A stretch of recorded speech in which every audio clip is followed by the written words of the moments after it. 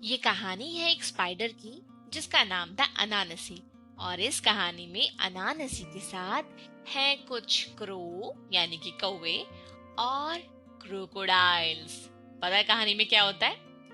एक बार क्या हुआ, जहाँ पर अनानसी रहता था वहां पर ना बहुत सूखा पड़ गया।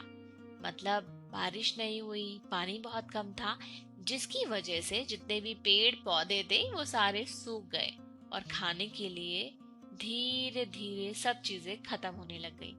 अब उसको कुछ खाने के लिए मिलता ही नहीं था।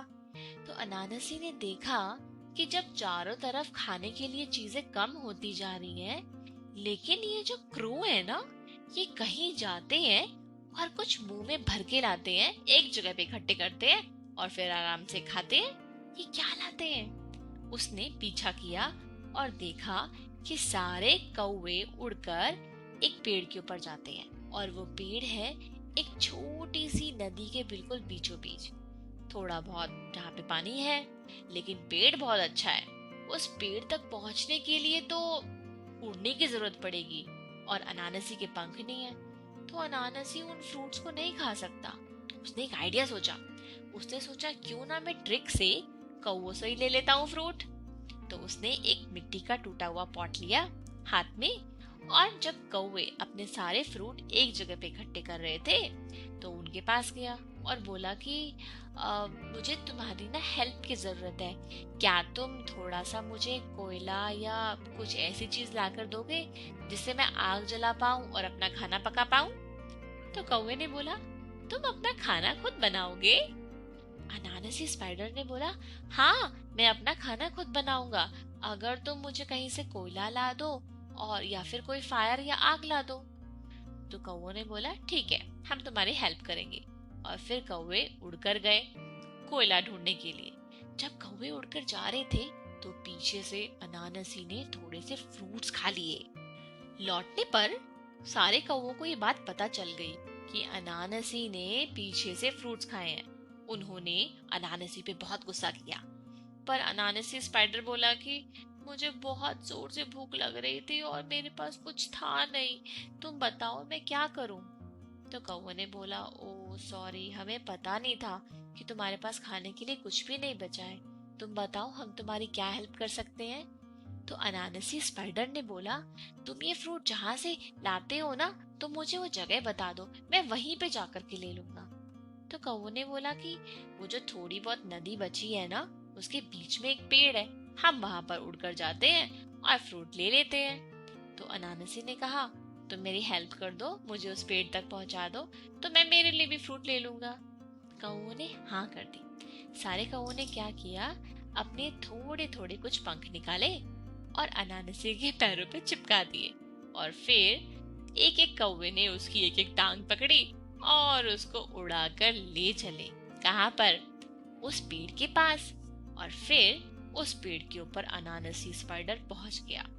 कौवे जैसे ही अपने लिए फ्रूट लेने के लिए तोड़ते, अनानसी बोलता, नहीं ये मेरा है, और ये बोलकर वो अपने बैग में डाल लेता। जो भी कौवा फ्रूट लेने की कोशिश करता, अनानसी उससे ले लेता और अपने बैग में डाल देता। और लास्ट में ये हुआ कि अनानसी ने उस पेड़ के सारे फ्रूट अपने बैग में डाल दिए और कौवों को कुछ भी नहीं दिया। कौवों को ये देख करके बहुत गुस्सा आया। उन्होंने कहा, तुम ही अगर सारे फ्रूट खा लोगे तो हम क्या खाएंगे? ये सुनकर अनानसी थोड़ा सा झगड़ा करने लग गया। फिर कौवों ने कहा कि ठीक है, तुम अगर हमसे झगड़ा कर रहे हो तो तुम यही रहो, हम जा रहे हैं। और ये बोलते ही सारे के सारे कौवे वहां से उड़कर चले गए। अब उस पेड़ पे बचा था केवल अनानसी द स्पाइडर, और सारे क्रो जा चुके थे। अब अनानसी बोला, कोई बात नहीं, अगर वो मुझे छोड़ के जाते हैं तो मैं खुद उड़ के चला जाऊंगा। देखो, मेरे हर पैर पे पंख लगे हुए हैं। और फिर उसने उड़ने की कोशिश करी। अब बताओ, अगर कोई स्पाइडर उड़ने की कोशिश करेगा तो क्या होगा? गिर जाएगा। उसके साथ भी यही हुआ। और उसके पास तो एक बड़ा सा बैग भी था जिसमें बहुत सारे फ्रूट्स थे जो उसने इकट्ठे किए थे। और जैसे ही उसने कोशिश करी वो सीधा गिरा नदी में, छपाक। लेकिन नदी में बहुत सारे क्रोकोडाइल भी थे। उसके नीचे गिरते ही बहुत सारे क्रोकोडाइल वहां पर आ गए और उन्होंने कहा, आज तो हमारा खाना बहुत ही टेस्टी होने वाला है। ये सुनकर स्पाइडर बोला, नहीं नहीं, तुम मुझे मत खाओ, मैं तो तुम्हारा भाई हूँ। क्रोकोडाइल बोले, अच्छा तुम हमारे भाई हो, वो कैसे? तो अनानासी बोला, मेरे जो दादा थे ना और जो तुम्हारे दादा थे वो सेम सेम है बिल्कुल। क्रोकोडाइल ये बात सुन के हंसने लगे। अच्छा तुम बताओ, ऐसा हो सकता है क्या? अनानासी स्पाइडर के दादा और क्रोकोडाइल के दादा, क्या वो सेम हो सकते हैं? नहीं ना। तो क्रोकोडाइल ने भी उनसे कहा, ऐसा नहीं हो सकता। तो अनानासी बोला, नहीं नहीं ऐसा है, मैं बता रहा हूँ, मेरे दादा और तुम्हारे दादा सेम है, हम एक ही फैमिली है। तो उनमें से जो सबसे बड़ा क्रोकोडाइल था ना, उसने कहा, अच्छा अगर तुम और हम एक सेम फैमिली है तो तुम वो काम करके दिखाओ जो हम करते हैं। तो अनानासी स्पाइडर बोला, कौन सा काम मैं करके बताऊं? क्रोकोडाइल ने एक छोटा सा मटका लिया और उसमें खूब सारा मड यानी कि कीचड़ डाल दिया और उसने बोला, हम दिन भर कीचड़ में रहते हैं, हमें कीचड़ से कोई दिक्कत नहीं होती, अगर तुम इस कीचड़ को पी जाओ तो फिर हम समझ जाएंगे कि तुम हमारी फैमिली का पार्ट हो। ये काम अनानासी स्पाइडर के लिए बहुत मुश्किल था, लेकिन उसने एक ट्रिक करी। पता है क्या?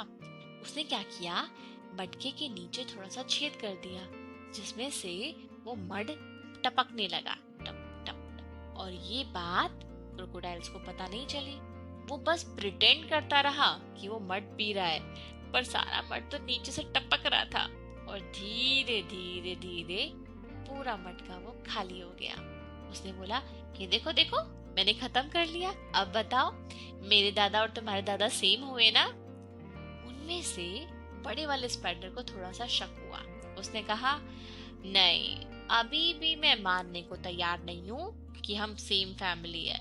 खैर रात बहुत हो गई है, ऐसा करते हैं अभी सो जाते हैं, हम लोग सुबह तुमसे बात करेंगे और तुम्हारी पूरी स्टोरी सुनेंगे। फिर क्या किया, क्रोकोडाइल ले गए अनानासी स्पाइडर को और उन्होंने एक जगह लाके उसको सुला दिया और सब उसके आसपास सो गए ताकि वो भाग ना जाए।